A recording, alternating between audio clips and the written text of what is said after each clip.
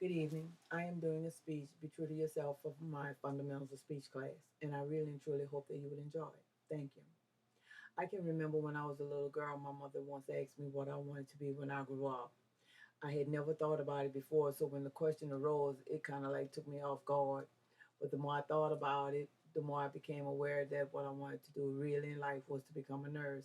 I had enjoyed going to the doctors with her, and the care and concern that the nurses showed me was something that I was interested in doing to prove to show to other people as well. And this is what I wanted to do. So when the opportunity came again, where we were talking about it, I told her that I had thought long and hard, and this is what I wanted to do. And she told me the only thing that she could tell me to do was to be happy, be honest, be the best, and make sure that I stay true to myself.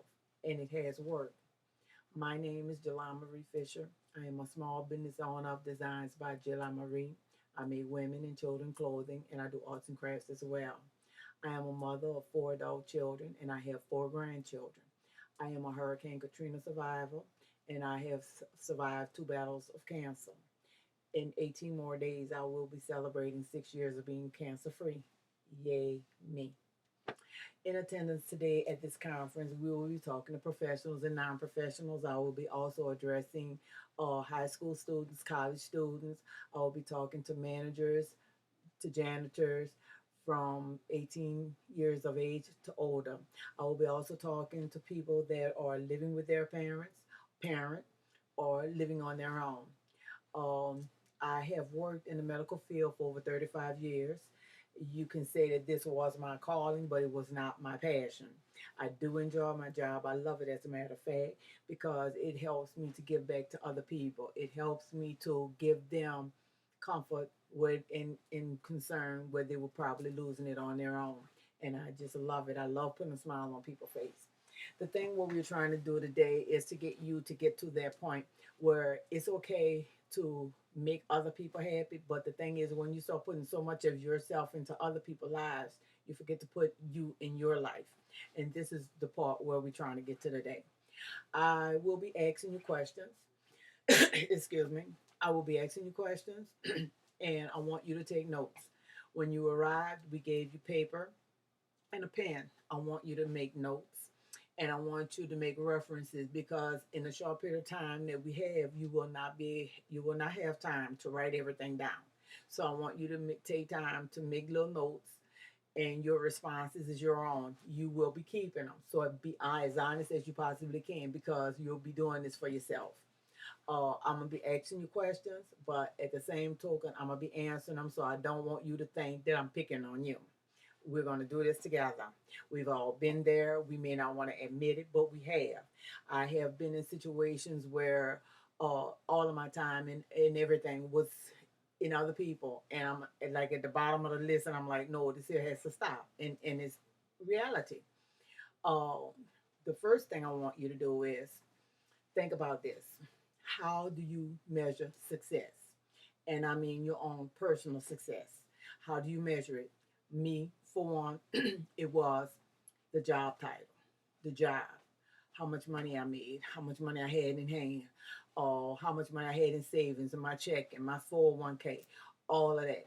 And then one day I just got to the point when I realized that with all the money that I had, what was I doing with it? Was I helping anybody else? Was I doing anything beside with my life besides working and making money? And this is when it came to the point where no matter what I did, because at the end of it all, if I took sick, I retired, or even died, what would what would happen? If I died, if I retired, my job would replace me, my children would miss me, but what would they have to say besides the fact, oh, she worked, she made X amount of dollars, and that was it. So I had to reevaluate myself, and it doesn't hurt to circumvent, to reinvent yourself every now and then. It doesn't hurt at all. Trust me. So with that being said, I want you to visualize an incident in your life.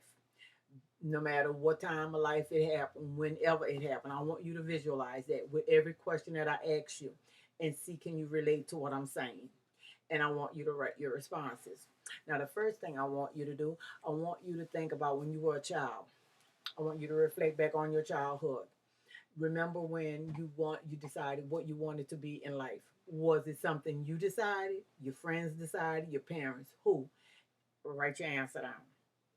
And I'm gonna tell you something. While you're doing that, remember looking at your favorite television show or listening at it on the radio. And you might have heard a song, you might have saw heard a play or something, and you say, "Oh, I can do that." Why didn't you? Now, as you grew up, I want you to think about this.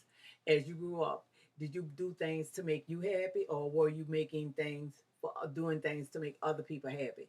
Or you still putting other people first? Write your response.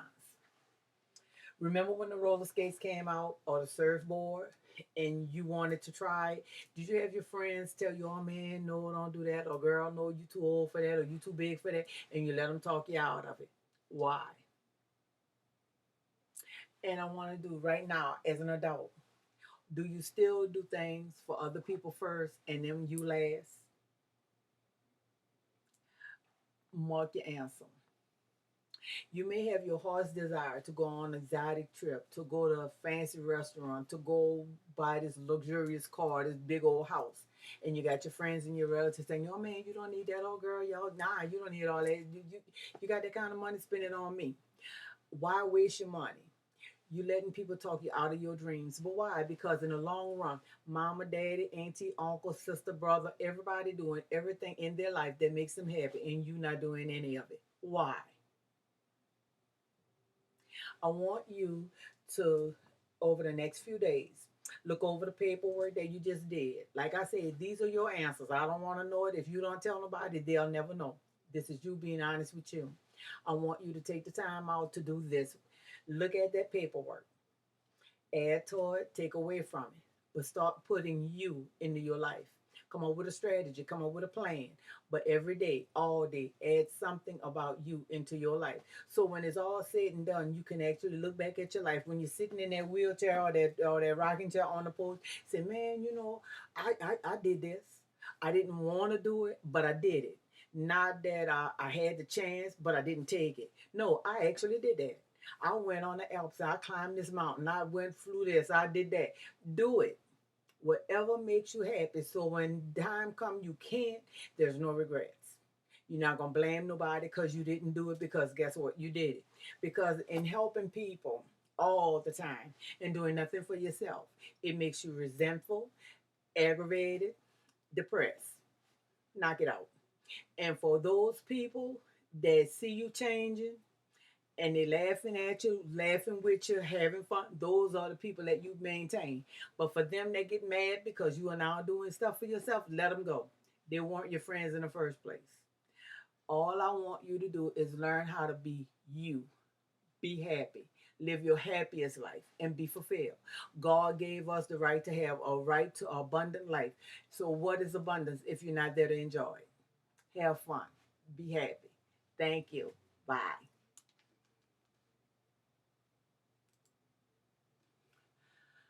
Hallelujah.